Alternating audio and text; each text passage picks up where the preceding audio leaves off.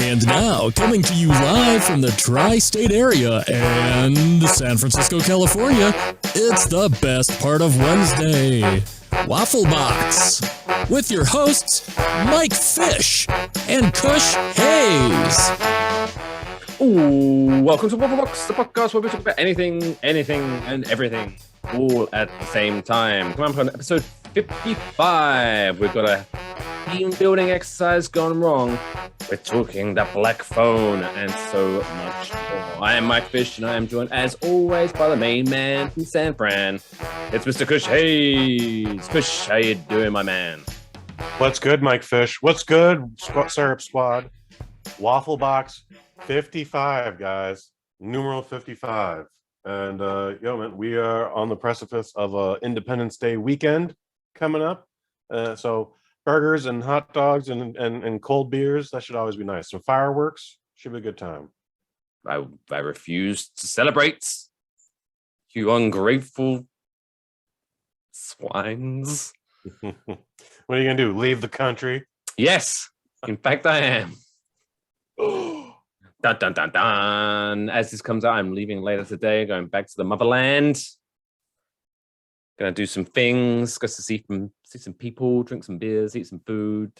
Mm-hmm. And it's supposed to be surprisingly warm. Let me quickly change my weather app to Fahrenheit, because I know I brought that up many times. I still don't do Fahrenheit, but it's gonna be like mid-70s for while I'm out there, which that's not bad. I'll take that. I'll take mid-70s.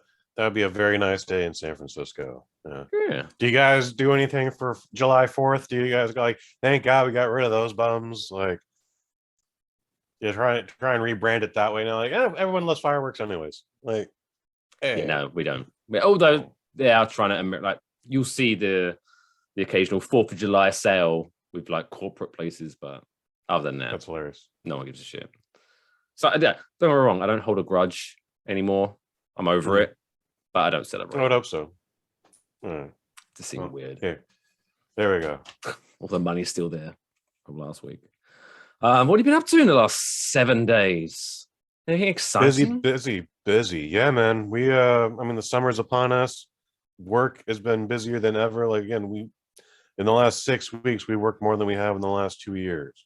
So, and that's not stopping anytime soon. So we're preparing for not one, but 2 trips to the Phantom Zone. Those that know Kush Hayes know what that means.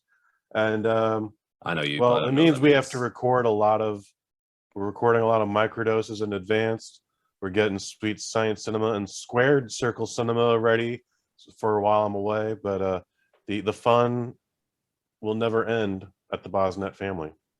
No, I saw you released a microdose the other day with the good fine fellows from the Not a Strong Start podcast. No, those guys are a lot of fun, dude. I can't wait to have them back on the show.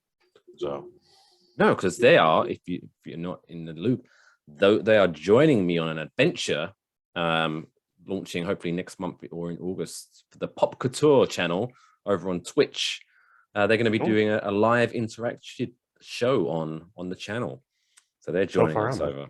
But yeah, because Daniel, good old Daniel, he sent me a DM saying about how he just recorded a microdose. So I was like, oh, how did that come around? And he goes, oh, he sent me a message. I thought you suggested us, and I was like, nope. No. Again, getting with all that preparation, we're gonna let you know a little behind the scenes stuff, kids. We're gonna let you know what goes on in the kitchen here. But getting ready to I need all these shows, and we can't just keep bringing you and Drew Angel in and the kids from the Overlook Theater. Like, we can't just keep repeating guests. We need new guests. So go through my Twitter notifications, and Not a Strong Start is like several things that not only Waffle Box has tweeted, but Kush Hayes as well. So we reached out, and that's how things came about. Like, yeah, it never even occurred to me that they might be in cahoots with you one way or the other. So yeah, check that out.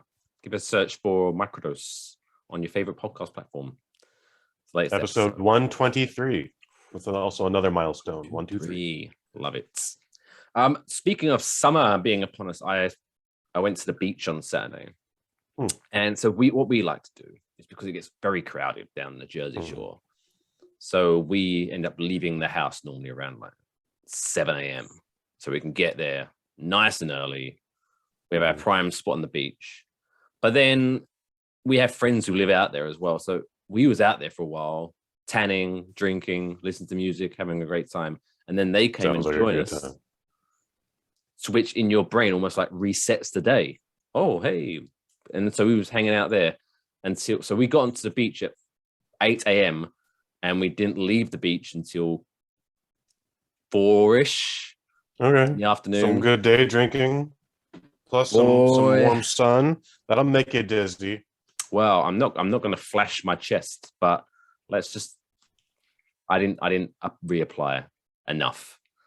Oh no, you gotta stay on that shit, sir. Underneath this t-shirt, this wonderful Care Bears t-shirt that I'm sporting today, is a lobster chest. Oh, and I'm talking the kind of, when like after you get home, you take a shower because you've been on the beach, you feel like sweaty and grimy and kind of, so you jump in the shower, and it's the kind of chest now that makes me sing like an opera singer in the shower, because as soon as that water hits the chest, oh, Jesus, that's painful. No, yo soy comprende. Like, I get it, no pain, no gain. It's gotta look good. I don't know what you gain from that besides like sunstroke and skin cancer and what you gain is that when all that other good stuff. When you walk up to people, fade your tattoos. They say, "Oh, you've been to the beach." You go, "Yes." Although, yeah, that is a problem having tattoos. Not only is it faded tattoos, but also it's very hard to spot the tan when I'm just covered in multiple colors anyway. Alas. Last thing before we actually get into the main stories. So I had an adventure the other day. Oh, adventures are fun. Because around here, because we're quite close to the Hudson River, like we're a hop, skip, and a jump across from Manhattan.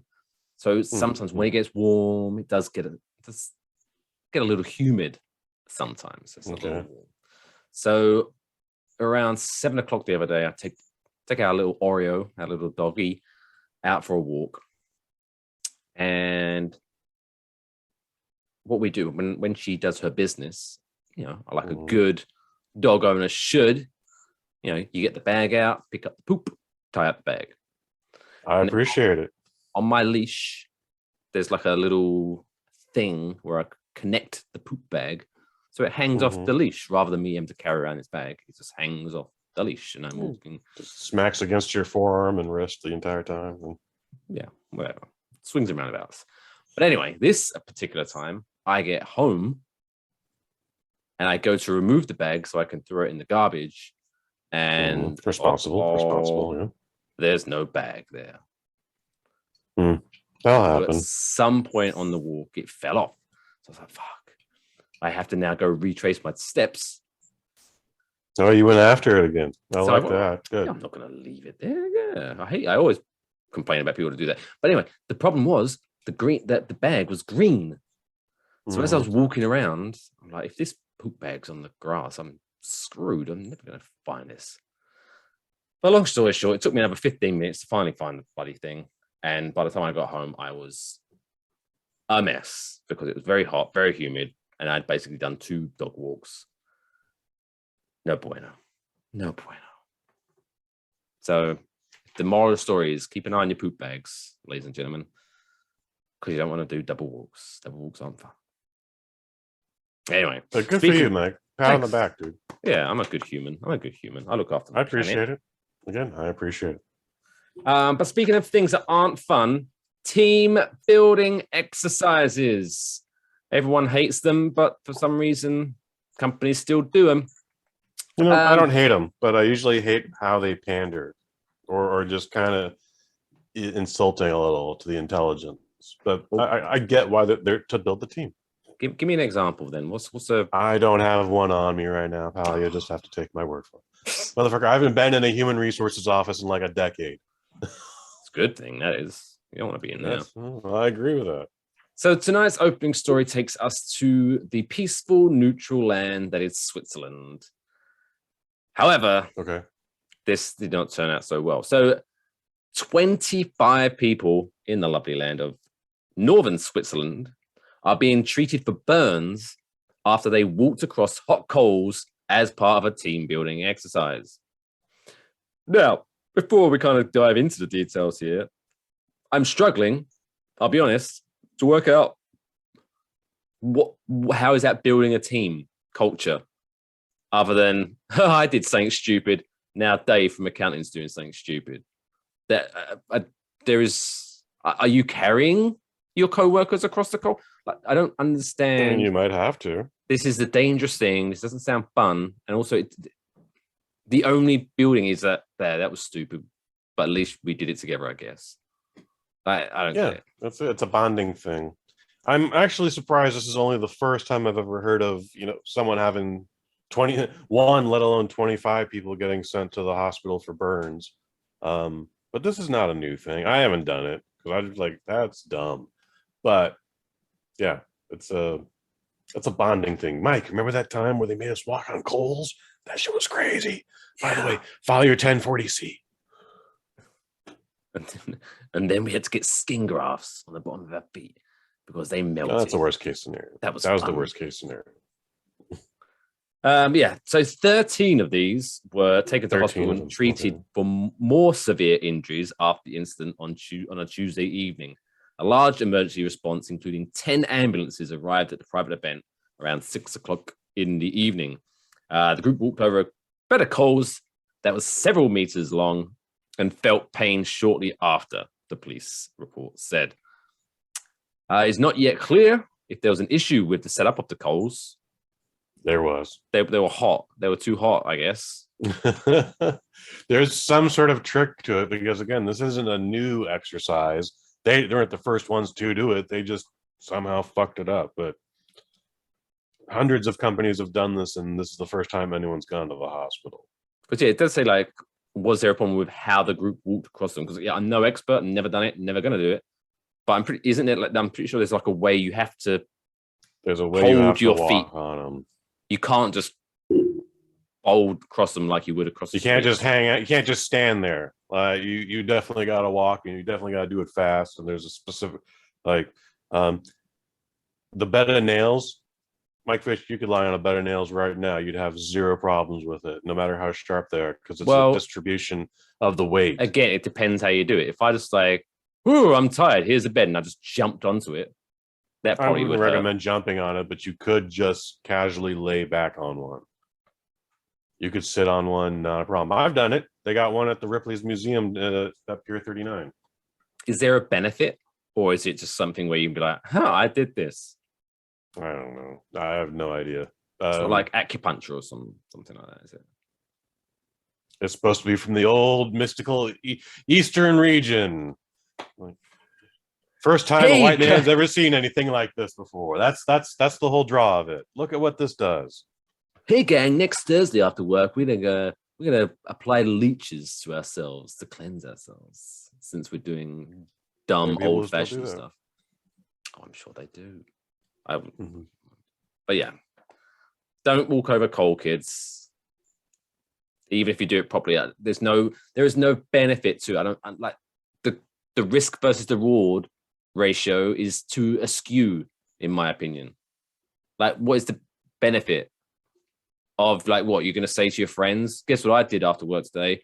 I walked on a bed of coal, and they're going to go, yeah, it's a conversation starter for sure. Did it hurt? I would ask that, and that's it.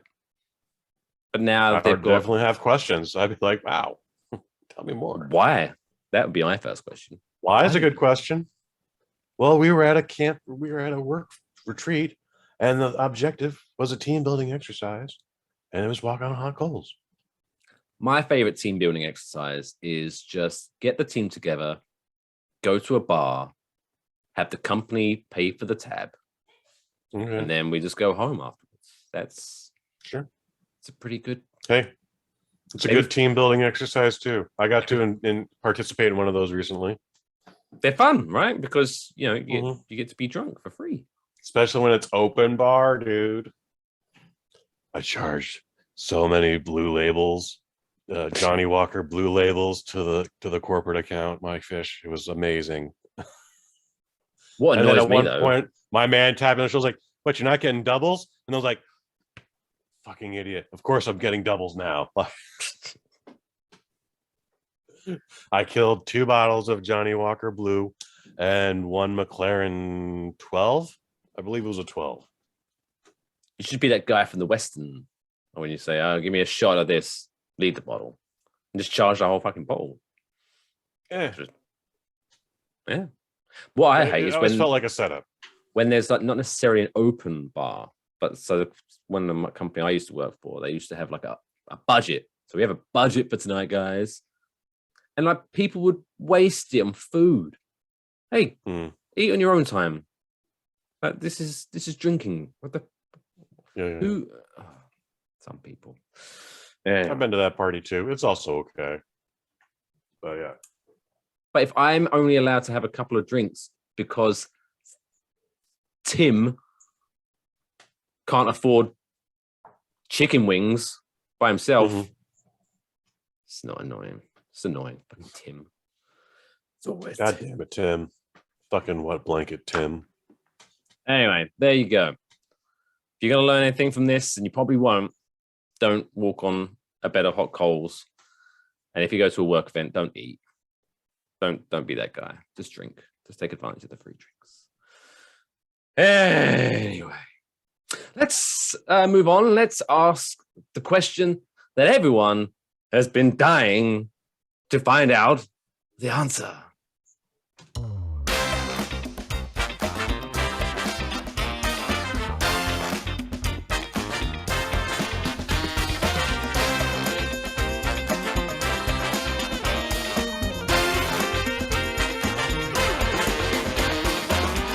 Has Mike won the lottery? No.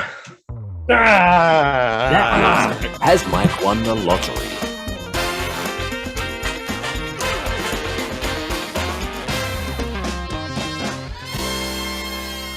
I felt good about this week, but this wasn't to be. Next week. It teased me, though. It teased me because when I was checking my numbers, I matched the first number. I was like, oh, shit. This could be it. This could be the week. And then I got none other numbers. I was like, oh, it's not the week. But interesting question. This is why I'm how much money would you have to receive from a lottery payout for you to proclaim, hey, I won the lottery, rather than I won X amount from the lottery? If that makes it's a small distinction, but I think there's a distinction nevertheless. I think over $1 million's not unreasonable. $1 million? I won the line. I won $1 million. Yeah. Nowadays that shit gets up to like 200 and 300, but like there was a back in the day when like Lotto's $3 million. And I'm like, what? Over 26 years? That's so much. I mean, I still would take $3 million. Yeah, it's not going to change my life forever, but hey, I'll take it. Give myself a nice ass. The minimum number I would like to win is, I used to say 25, but now I'm gonna have to say $30 million. Although with inflation, we should probably just bump it up to 50 because taxes will take half of that. Yeah. So how would you? Because I know at least in the New York, New Jersey area, they obviously give you two options. Let's say you win 200 million. Do you want a lump sum, which is probably going to end up being around about like 105, 110, or would you take it in monthly installments? Monthly installments, man. See, that's what I thought. Everyone else I was talking to, no, just give me the money up front. But you're losing. Literally losing. First off, you're only getting part of it. You're getting half of that, and then guess what? Taxes get taken out of that too. Okay, you're getting a quarter of what you would have fucking made. That's ridiculous. Even if it's $200 million, like, why would you just settle for $50 million? Like, I mean, I guess it depends as well what the monthly payout would be. But no matter how much money, if I knew that I would have to sit on my ass and receive, say, 20 grand a month for X amount of years, that'd be pretty sweet. Right. So 300. If you win the lotto, I believe it's paid out over 26 years. 26 years, 12 months, 312 months divided by, let's just say 200. You know what? Let's just go 100 million.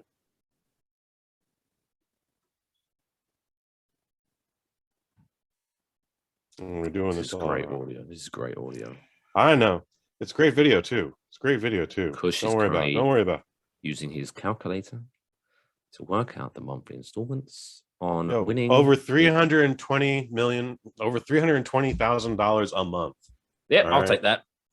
Yeah, I'll take that a month for 312 months. Then I'd be able to upgrade to Zoom Prime. You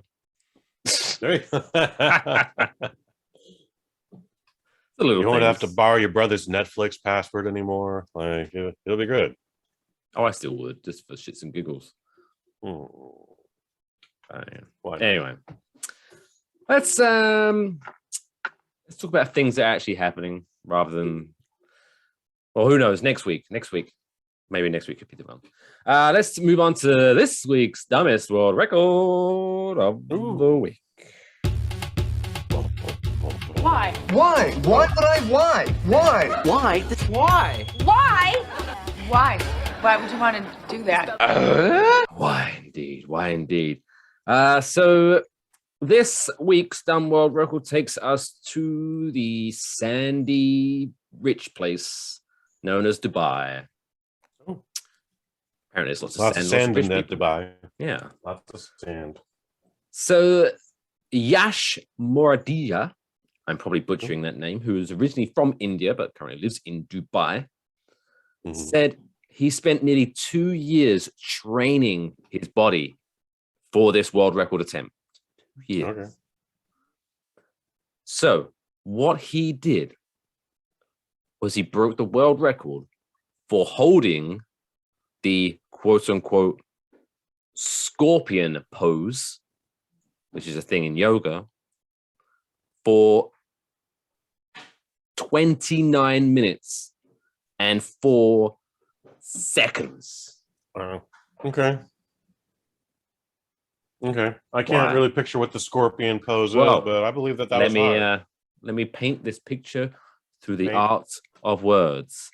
So the scorpion pose involves the practitioner balancing with their forearms on the ground and their legs arched over their head.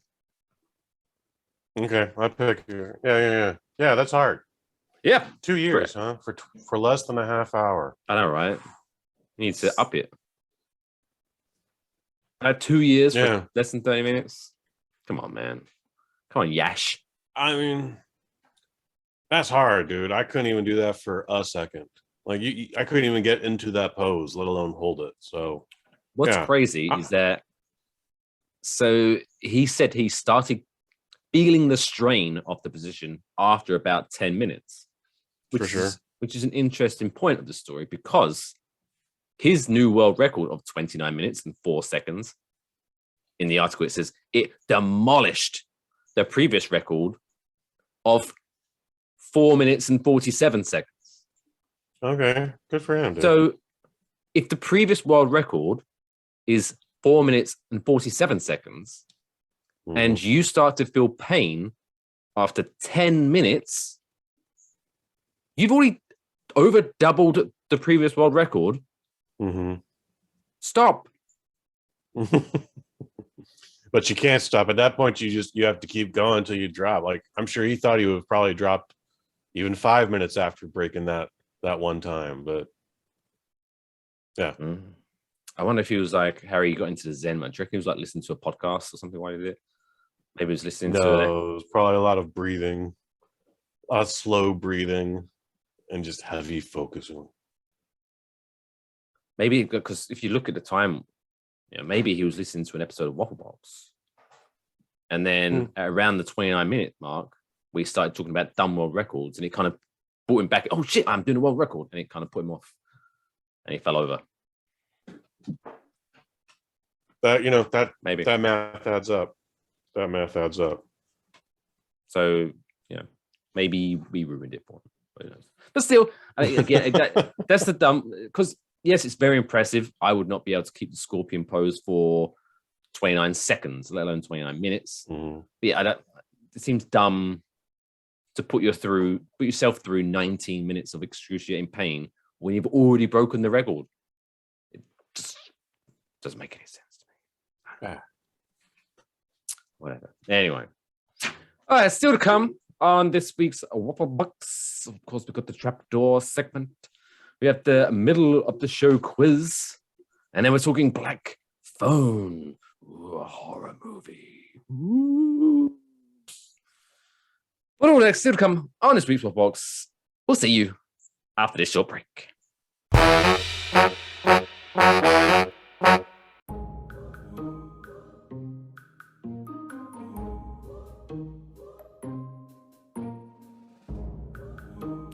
Hey, you. Yes, you. Was you thinking of having that beer? But my friend, it's only 10 a.m. Won't everyone judge you for drinking this early? Well, don't worry, we've got just the thing to help you. Your very own Waffle Box mug. And now, everyone will just think you're drinking coffee, so you can enjoy your morning beer judgment-free. Go to wafflemerch.com to get yours today.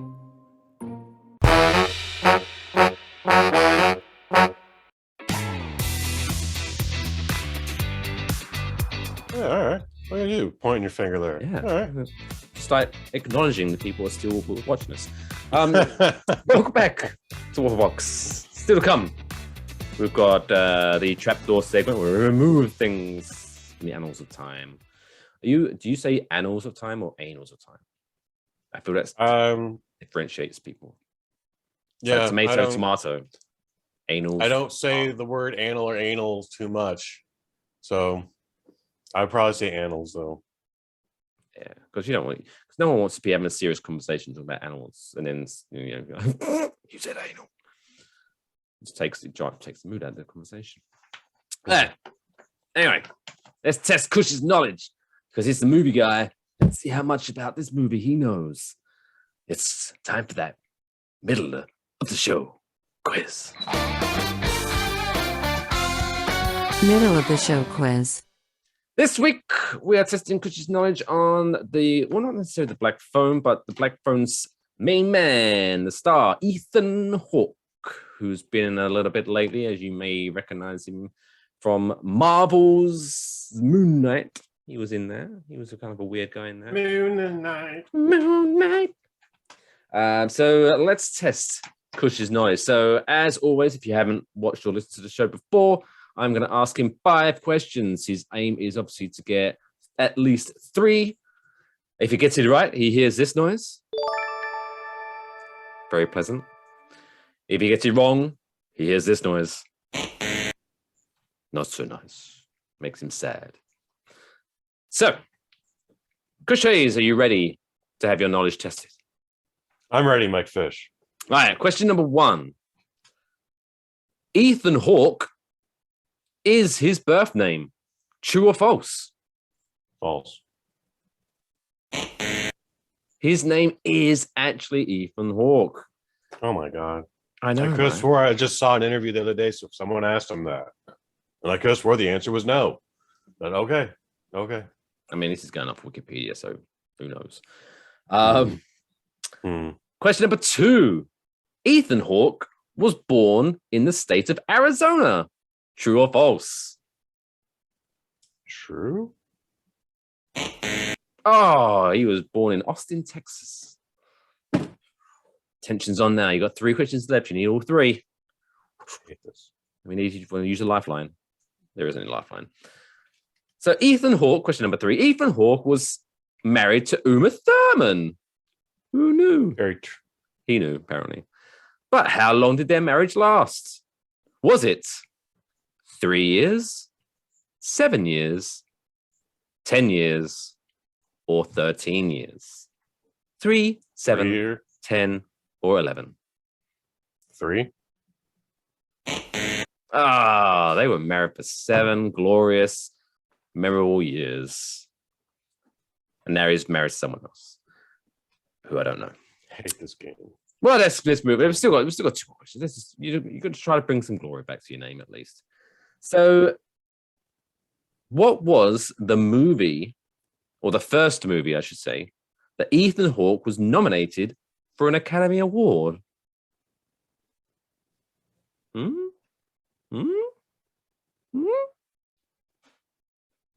I don't know. Yeah, I don't know. Come on, just guess one of his early Beyond movies. I guess. Sunrise. Training Day, Best Supporting Actor. Yeah, of course. All right, last question. You got to at least try to save some face here. In which movie did Ethan Hawke star alongside Robin Williams?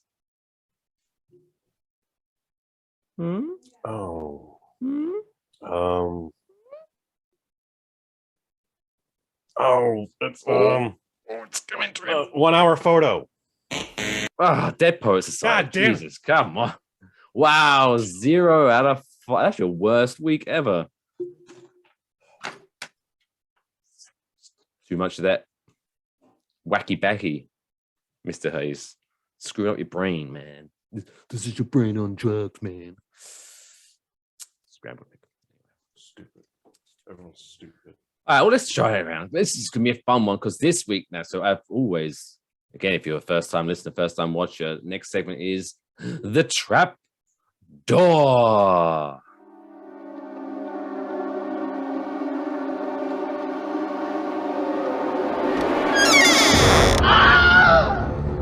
Again, if you're not familiar with the show, so what we do, we pick a different subject, and then we have 4 things that fall into that category, and then we basically go poof, and we delete them from history. We send them down the trapdoor, never to be heard from again.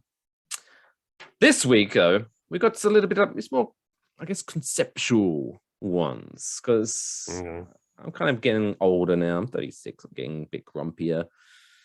Hence the show. Old man fish. Careful, I'm grumpy. Get it? Care Bear. And anyway. So this week is people. Types of people. We're going to delete one of them from history. So round 1. Who is the most annoying? People who don't use their turn signal.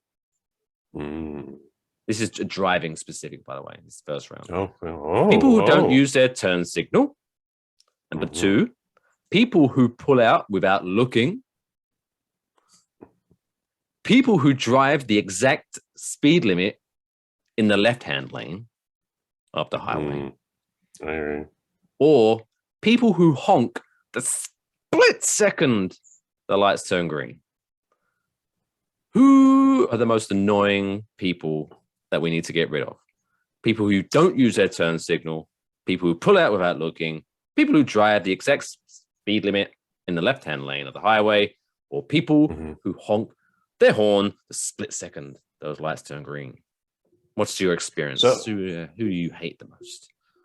So those folks who honk as soon as the light turns green, they're already having a bad day. What they don't realize is that's just going to make people pause, slam on the brake, and go, who the fuck is honking at me? Okay, you're only delaying the inevitable. So the punishment is still on those people. Okay, folks who drive the speed limit in the left-hand lane, that's the passing lane. That's the fast lane. Okay, and you're just waiting to cause a traffic accident. What was the second one, Mike Fish? I'm working backwards here. People who pull out of a lane without looking. People, you gotta pay attention. Stay off the phone. Don't worry about what's on the radio. Look forward. Look to the left. Look to the right. Like you're gonna get crushed. Also, if you're pulling out of a parking space, hey folks, you're also obliged to stop your car when I am looking that there was no traffic and I'm pulling out. Okay, it goes both ways. But Mike Fish, the folk that I'm nominating to toss through that trapdoor is people who refuse to use their goddamn turn signals. Okay, turn signals and spell check. Oh, it's free, people. It's all free. It doesn't cost anything. Okay. This is why we're friends. Those wind me up. So because if you're driving behind them and they use their turn signal, you can be prepared. Okay, they're turning off. So they're obviously going to slow down soon. So you kind of give them a little bit of distance. But when they just suddenly just out of nowhere go stop and then turn, you're like, what the fuck? Or the ones that just switch lane on the highway without giving you any warning. And you're like, oh, fucking assholes.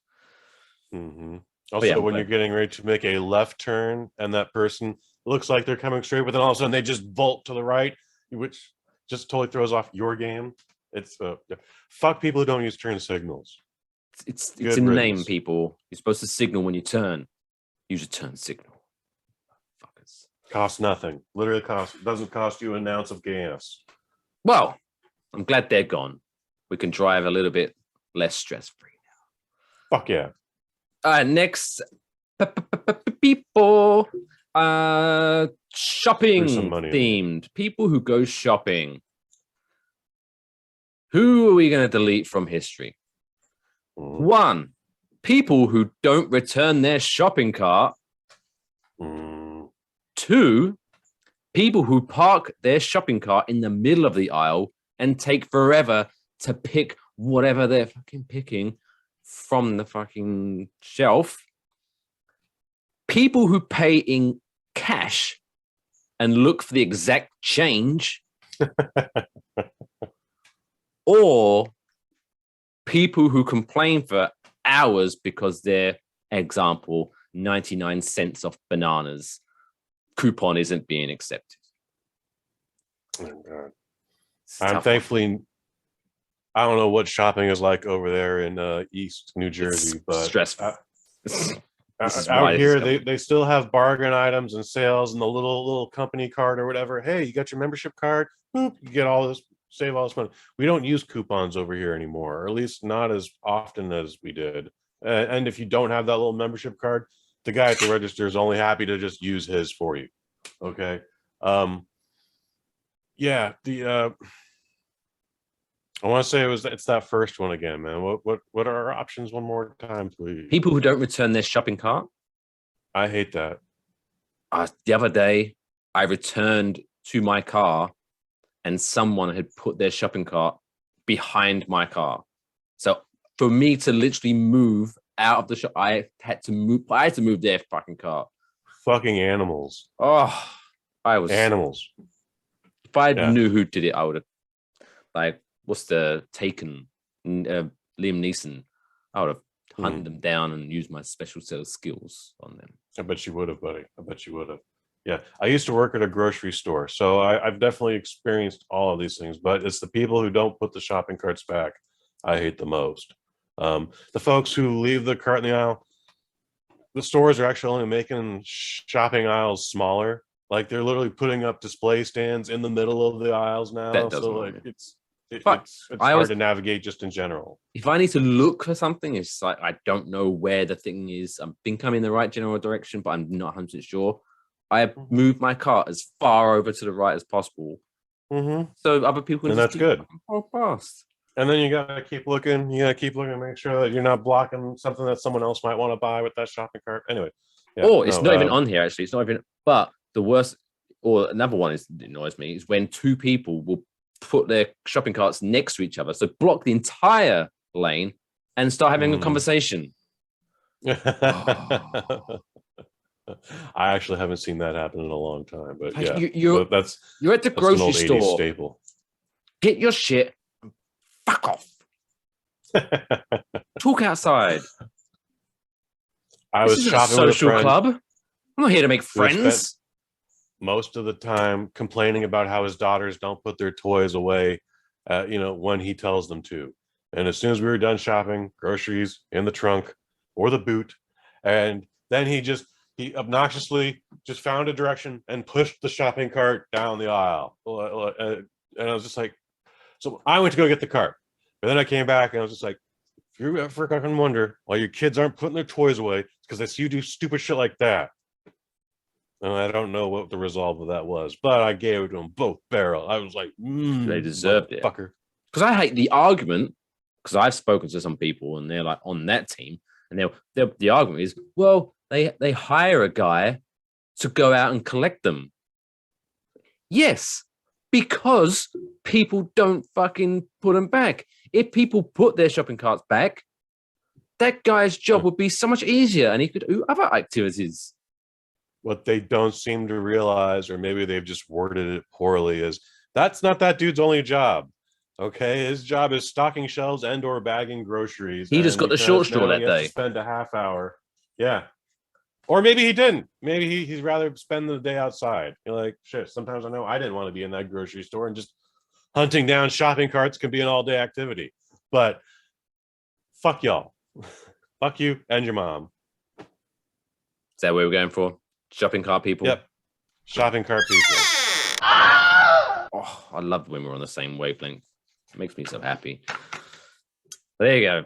That's gone now. So, friend whose job it is to walk around the car park or the parking lot, as you call it here in the Americas, you've now made it an easy job, because now all of the shopping carts are going to be in their designated little huts. And now you can enjoy the rest of your day. Have a cigarette break or whatever in the time you've saved. Let's talk about some movies now, because a new movie has come out recently, but it's scary, so make sure the lights are on, or if you're that way inclined, turn them off. They're going to make a jump scare. It's now time for this week's Kush's movie review. This is the bits. Kush's movie review. The Black Phone. Tell him what it be about, Kush. What it be about is an hour and 45 minutes. We always get excited here at Waffle Box when there's a movie that's less than 2 hours. Yes, and that runtime is very important. So the Black Phone, it's stars Ethan Hawke. He plays the Grabber, and let's see. I gotta do something about mine. Mason Thomas plays Finn. That's Madeline the best. McGraw plays his daughter Gwen. That's the best character name they could come up with. The Grabber. Grabber. Well, that's what he does. He grabs kids. He didn't come up with the name. That's what the media gave him. When I think of the Grabber, I just think of that annoying crane machine. You know, claw. Lift a bit. And it drops it. The claw. The claw. Yes, anyway, sorry. Carry on. No worries, man. This is directed by Scott Derrickson. If you think you know that name, he did Doctor Strange #1, and then he spent most of his life in horror, also doing such films as Deliver Us from Evil and the original Sinister in the Sinister franchise. Wasn't Ethan Hawke in that as well? He probably was. If he wasn't, he was in the other one. But yeah. Joe Hill, this is based on a short story by him, and if you do or don't know that guy's name, he's actually the son of one Stephen King. So he knows a thing or two about scary stories. He's studied from maybe one of the best, for sure. So this has all the tropes of being a horror movie. Like I said, it's an hour 43 minutes. That's very important, but I feel like there's nothing really explored in this. What I mean by that is, we know it's the 70s. We know there's a guy abducting children. We know they're they are getting murdered because they are being found. We know that little girl has some sort of telepathic ability that for some reason the cops are trusting, but we don't know why Ethan Hawke is kidnapping and murdering these kids. That's never explored. Also, when our hero, young Finn, has finally been abducted and is just waiting to be molested and or murdered. All of a sudden, there's a phone on the wall, Mike Fish. Doesn't appear to be plugged into anything, but one day, it just starts ringing. And who's on the other end there? The ghost of the Grabber's victims. Is the phone black? The phone is black. Okay. It'd be weird if it was porcelain or that would be or neon green. Or red. Or that Garfield phone where the eyes open. Anyway, red phone. Commissioner Gordon, come save me. That would be the sequel. That would have to be the sequel. So the ghosts of the Grabber's victims are telling young Finn, hey, you're in a lot of shit here, but here's how you're gonna get out. There's a bathroom around the corner. There's a tool you can dig the dirt through. Hey, smash this wall here. Hey, try and climb up that window there, but get the grate off. And he does all this, but what's really weird is every time we meet the Grabber, because he'll come down every now and then and feed this kid. Very nice of him. Hmm. And I don't see that coming. He does not notice that, hey, that metal grate there that was keeping children from climbing out of this window, that's missing. What's going on there? Oh, hey, I know I had a bunch of throw rugs over here, but now you got one in the hallway. Are you possibly hiding something? Or are you just, you can't be decorating this basement I'm going to murder you in. So what's going, hey, why is there a hole in my wall where my freezer is? What are you doing here, young Finn? I need you to stab you up. None of that ever comes up. Ethan Hawke is always performing at 11. He has multiple masks. They are all very scary. There's a lot of threads and a lot of holes in this donut that if you just start pulling at, like, I think this whole thing falls apart. However, I found the whole thing very entertaining. And this was a crowd pleaser. Like, people were cheering during this, Mike Fish. It's We don't like really that. weird. It was like they were watching a Marvel movie. So I already have my opinion on people cheering in the movie theater. Oh, I like it, but this is out of place for sure. Like, yeah, I don't know what that was. The director and the writer are not there. Who are you applauding? Just having a good time, baby. Don't harsh my buzz. Don't take away my joy. Bitch, don't kill my bud. Bitch, don't kill my bud. Anyway, the Black Phone. I don't not foresee myself ever watching this again, but I enjoyed what I did see. So I can't give it anything better than a 3, but it's a very strong 3. And everybody who's seeing it is enjoying it. Yeah, but I already feel like it's very overhyped. I mean, it would have been weird if you said, never going to watch this film again. 5 out of 5. I have some of those movies where like, this is great, but I have never, ever want to watch this again. So actually, yeah, you mentioned that. I think what's that? We spoke about it a couple of weeks ago. The Anything Everywhere All at the Same Bollocks Time. Yeah, great goddamn movie. Very good movie. But yeah, desire to see it. I'm not gonna see I'm it over again. it. But yeah. Yeah. So 3 out of 5. So you know, I went in not wanting to hate it, but expecting to hate it. The trailer I thought looked stupid, and every time I hear people say like, "Man, that trailer looks amazing. This movie looks amazing. Like, I can't wait." I was like, "What movie are you and I seeing, man? Like, I don't know what I'm not seeing here." So, again, best surprises. Absolutely liked it. I think it's already overhyped though. how many jump scares are there? Not too many, and they're very effective, I would say. There's at least 5. Yeah, I would say the jump scares work, but did you see The Conjuring Part 2? Ooh. That's the one where the Warrens actually went to jolly old England. Oh, no, I don't think I did see that one. Okay, well, that's fine. There's a scene where, you know, the whole question is like, is this girl faking it or is she actually being possessed by something? And there's a scene where the little girl's in the foreground, but then all of a sudden she just goes blurry and a specter in the background appears and they start communicating through that. It's a very well done scene. This movie seems to lean hard on that gimmick a lot when our hero Finn is talking to the victims and ghosts on the other end of the phone. So I like that. Actually, it sounds like a pretty interesting. It's one of those. I'm not normally into horror movies, but that one sounds like, at least if it's going to come up on a streaming platform, I think it would keep your attention. I do wish I remember the title of it. I remember going to see just because. So, someone who, long story, but a friend who'd just been dumped by her boyfriend. So she wanted to go see this movie. I was like, I'll come with you, you know, if you make it. And it's some horror movie. I can't remember what it was now, but I wish it was. But it got to the point where the jump scares was so often that once like there'd be that scene where, say, she'd be slowly reaching for a cabinet, and the music would be like, and she'd open it and something, and so rather than being scared, it was like, hey, there's another one. It just became stupid after a while. They definitely do more than rule of 3 on this one, but I would say they're all pretty good.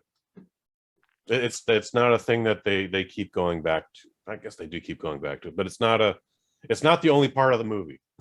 It's not the only gimmick in the film. So the problem with this genre, though, is that because the question I was going to ask, would you recommend anyone who's like half interested, that would you recommend them spending their hard-earned money to see it at the movie theater, or is this kind of a hey, you can wait for this to come on Shudder or Netflix or whatever streaming platform in 45 days or more?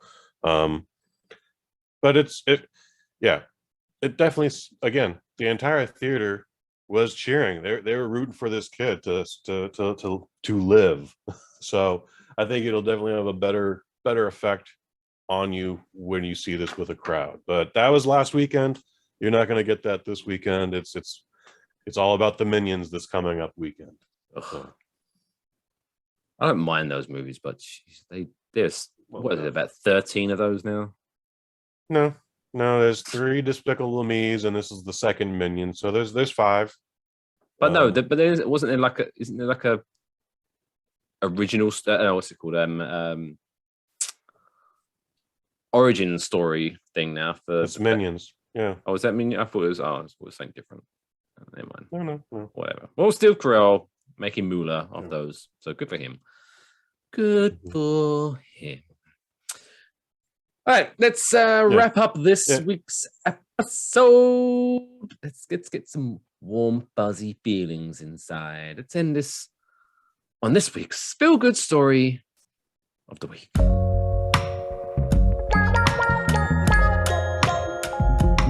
That's the coolest fucking story I've ever heard in my entire life. That's insane. Can I hear it again?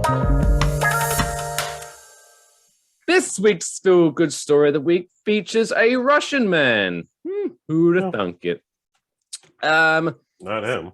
So this man, Dmitry Muratov, who is a Nobel Peace Prize winner. Oh, nice. From the land of Russia, has decided, so he was awarded this in October in 2021. He decided to help the young children of the Ukraine with their refugees, their relocation and things like that, with their war that's going on. You may have heard of it in the news outlets.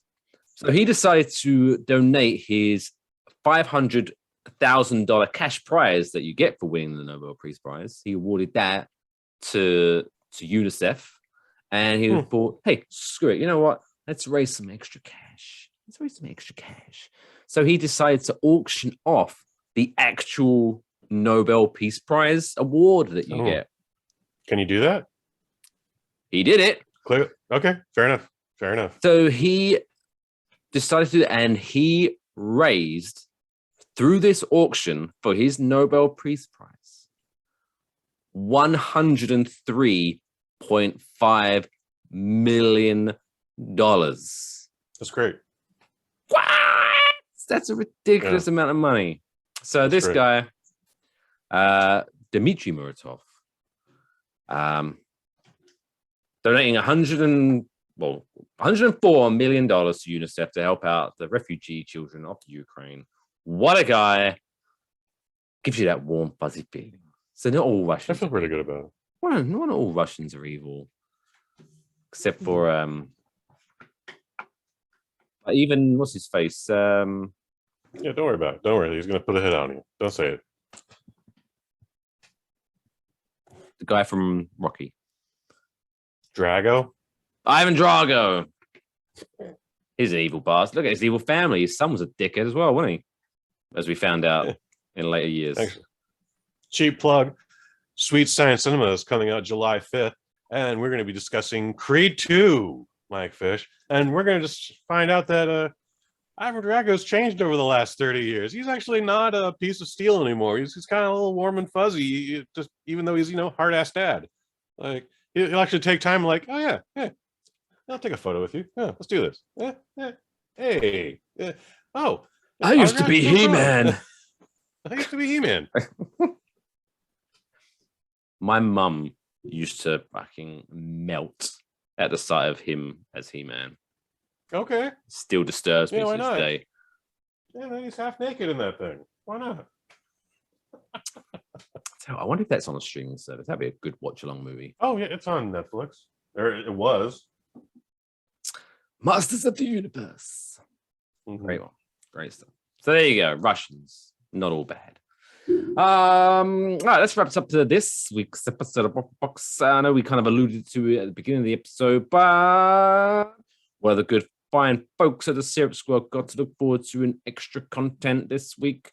I know, as we mentioned, listen to the last microdose with the fellas from Not a Strong Start, but and you got Creed 2 coming up, or anything else in the pipeline?